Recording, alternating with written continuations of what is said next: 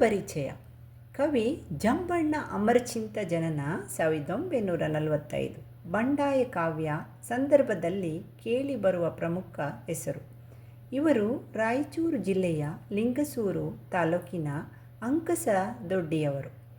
ಆರೋಗ್ಯ ಇಲಾಖೆಯಲ್ಲಿ ವೃತ್ತಿನಿರತರಾಗಿದ್ದುಕೊಂಡು MA ಪದವೀಧರಾದರು. ಸೇವೆಯಿಂದ ನಿವೃತ್ತಿಗೊಂಡು ಈಗ ರಾಯಚೂರಿನಲ್ಲಿ ನೆಲೆಸಿರುವ ಇವರು ಪ್ರವೃತ್ತಿಯಿಂದ ಪ್ರಗತಿಪರ ಚಿಂತನಶೀಲ ಬರಹಗಾರರು. ಮುಂಜಾವಿನ ಕೊರಳ 1959 ಇವರ ಮೊದಲ ಕವನ ಸಂಕಲನ. ಅದೋ ಜಗತ್ತಿನ ಆ ಕಾವ್ಯ 1982. ಮಣ್ಣಲ್ಲಿ ಬೀರಿದ ಅಕ್ಷರ, ಅರಿಯುವ ನದಿಗೆ ಮೈಯೆಲ್ಲ ಕಾಲು 2003.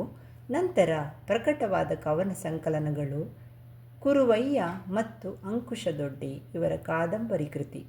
ನಿಜಾಮ ಕರ್ನಾಟಕದ ಹಳ್ಳಿಗಾಡಿನ ಅಶಿಕ್ಷಿತ ಜನವರ್ಗದ ಪಾಡುಗಳಿಗೆ ಹೃದಯಪೂರ್ವಕ ಸ್ಪಂದಿಸುವ ಭಾವವಸ್ತು ಮತ್ತು ವಿಶಿಷ್ಟ ಧಾಟಿ, ಧನಿ ಜಂಬಣ್ಣನವರ ಕೃತಿಗಳಲ್ಲಿ ಕಾಣುತ್ತದೆ. ಕರ್ನಾಟಕ ರಾಜ್ಯೋತ್ಸವ ಪ್ರಶಸ್ತಿ ಹಾಗೂ ಕರ್ನಾಟಕ ಸಾಹಿತ್ಯ ಅಕಾಡೆಮಿ 2003ರ ಪ್ರಶಸ್ತಿಗಳು ಪ್ರಮುಖವಾಗಿವೆ. ಸಾರಾಂಶ: ಕಡ್ಡಿಯನ್ನು ಕೂಡಿಸಿ ಪುಟ್ಟ ಹಕ್ಕಿಯು ಗೂಡನ್ನು ಕಟ್ಟುವುದು. ಬಿರುಗಾಳಿಯು ವಿರುದ್ಧ ಇದ್ದು ಯುದ್ಧವನ್ನು ಸಾರುವುದು. ಧಾರಾಕಾರವಾಗಿ ಸುರಿಯುತ್ತಿರುವಂತಹ ಸೋನೆ ಮಳೆಗೆ ಅಂಜಿ ಮನೆಯೊಳಗೆ ಅಡಗಿದವು ಪುಟ್ಟ ಹಕ್ಕಿ. ಗೂಡಿನಿಂದ ಹೊರಗೆ ಬಂದು ಕುಣಿಯುತ್ತಾ ಜಗಳ ಮಾಡುವುದು ಪುಟ್ಟ ಹಕ್ಕಿ. ಕತ್ತಲೆಯು ಕಳೆದು ಬೆಳಕು ಹರಿದರೂ ಈ ಪುಟ್ಟ ಹಕ್ಕಿಗಳು ನಿದ್ದೆಯಲ್ಲಿ ಮುಳುಗಿರುವವು. ಸೂರ್ಯನನ್ನು ಸ್ವಾಗತಿಸುತ್ತಾ ಗೀತೆಯನ್ನು ಆಡುವುದು ಪುಟ್ಟ ಹಕ್ಕಿ. ಮೂಡಿದ ರೆಕ್ಕೆಗಳನ್ನು ಮುರಿಯುವಂತಹ ಪಾಪಿಗಳು ಈ ಜಗತ್ತಿನಲ್ಲಿರುವವರು. ಅವರ ನಯನವೆಂಬ ಅಂಬರದಲ್ಲಿ ಹಾರು ಎಂದರೆ ಹೇಗೆ ಹಾರುವುದು ಪುಟ್ಟ ಹಕ್ಕಿ?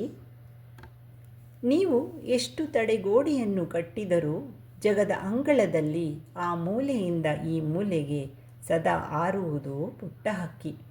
ಭೂಮಿಯಲ್ಲಿ ಹಾವಿನ ಭಯ, ಆಕಾಶದಲ್ಲಿ ಗಿಡುಗನ ಭಯ ಆವರಿಸಿದರೂ ಅಳುಕದೆ ರೆಕ್ಕೆ ಬಿಚ್ಚಿ ಹಾರುವುದು ಪುಟ್ಟ ಹಕ್ಕಿ.